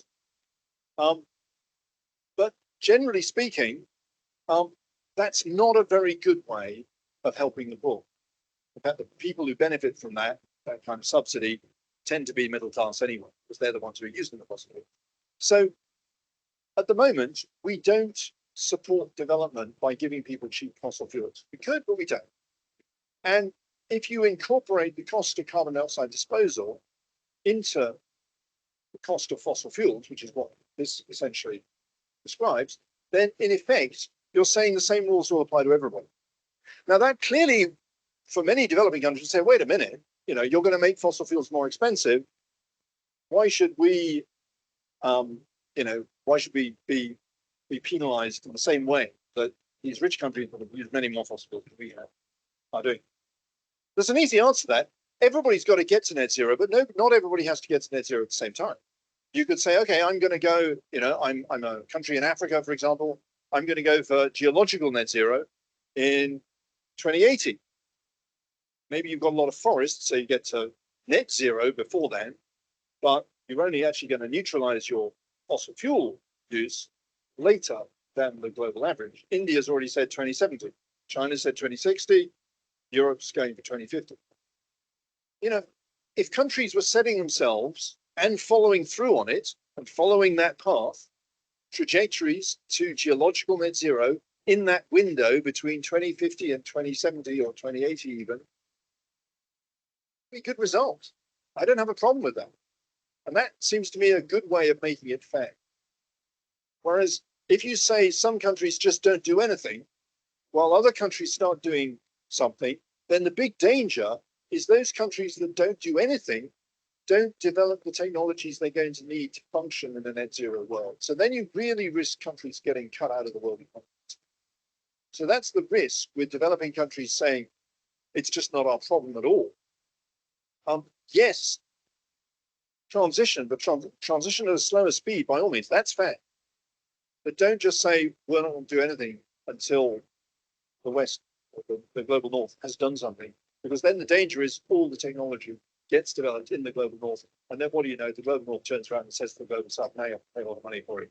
I'm going to let you have it," and then that's another penalty. Online.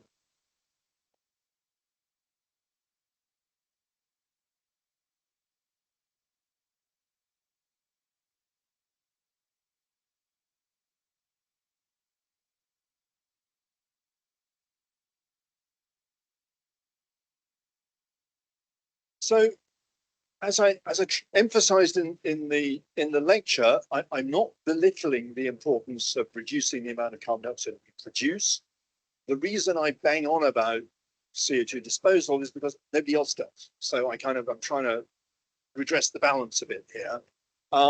And the other important thing is we have got policies that kind of work to reduce the amount of carbon dioxide we produce. You know, things like carbon pricing, taxes on consumption, for example, these policies can work to reduce the amount of carbon dioxide we produce. They're quite hard to make work. They're often very unpopular. And so it's quite dangerous to go that route and say, that's the only thing we're going to do. And that's why I say we need to have another, you know, another arrow in the quiver.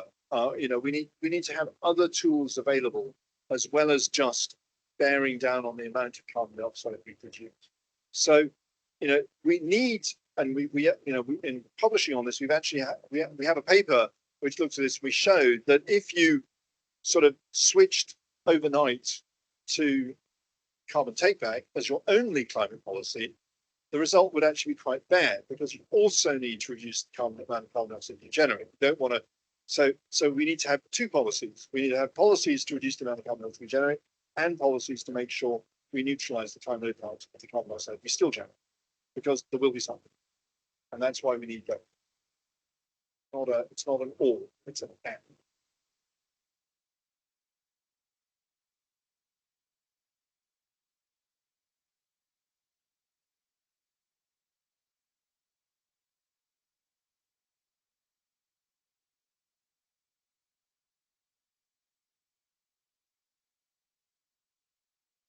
No, at no point. Obviously, if you can sell a product that causes an environmental externality and nobody cares, that's always going to be cheaper than dealing with it. So just as, you know, if Thames Water were to be excused cleaning our sewage, and then so we say, okay, all you have to do is supply the water now, you don't have to worry about the waste disposal.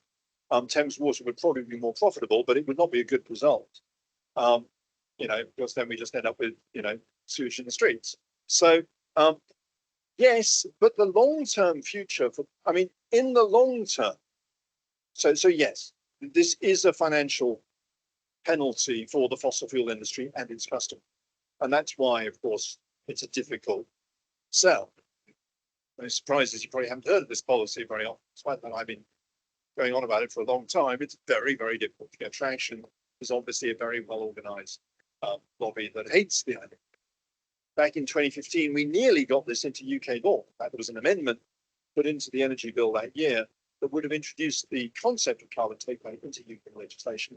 I was taken out for an hour by a representative of Oil and Gas UK, who spent the whole hour telling me what an absolutely terrible idea it was. I spent the hour, I didn't get a chance to say anything. He talks a lot, but I spent the hour thinking, I really am onto something here, if this guy was that upset. But anyway, in the end, though, the more imaginative people in the fossil fuel industry, people like Vicky Holland, recognize that you can't just get away with selling something that's poisoning the atmosphere. You need to fix it. And in fact, where she's being quite smart is if you get ahead of the game and you're the one who's good at doing carbon dioxide disposal, when the rules come in, you literally clean up because you're the one who's got the technology that can profit the most in that world of carbon neutral fossil fuel. So I don't think it's hopeless that the fossil fuel industry might ultimately see it as in its long-term interest. But it's going to take governments with the guts to stand up to it. And that's the difficulty we face. Very few governments are willing to stand up to it.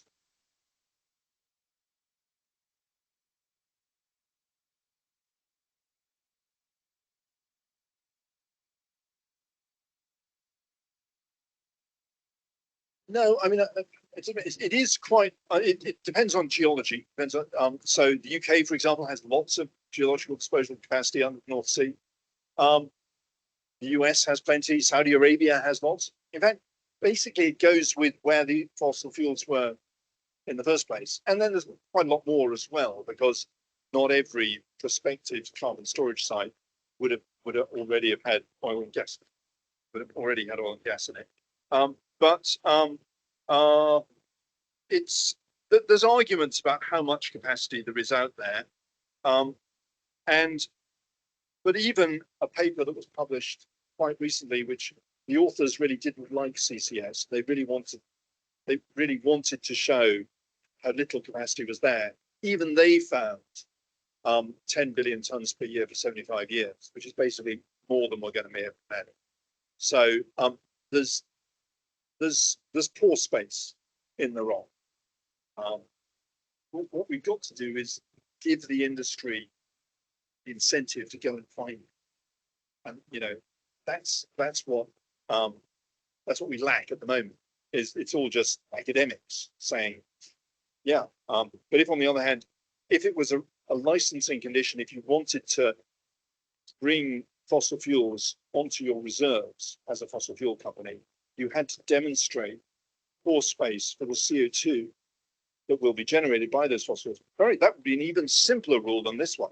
So you wouldn't even have to do something. You just have to show that there was somewhere to put the CO2 that those fossil fuels are going to generate. They would go and find it. You know, this industry is they may have their faults, but they're very good at geology. Maybe we take one more question from online, or one more question. Let's take the last one from online. Yeah.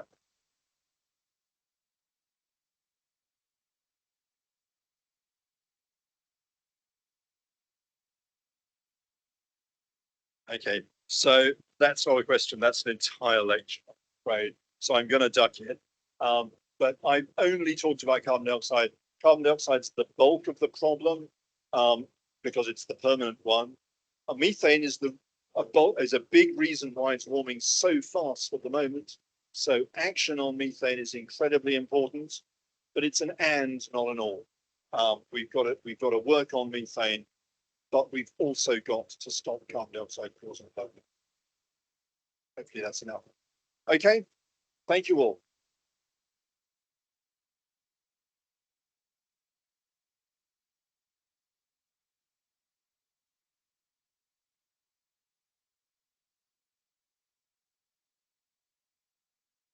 Things asked.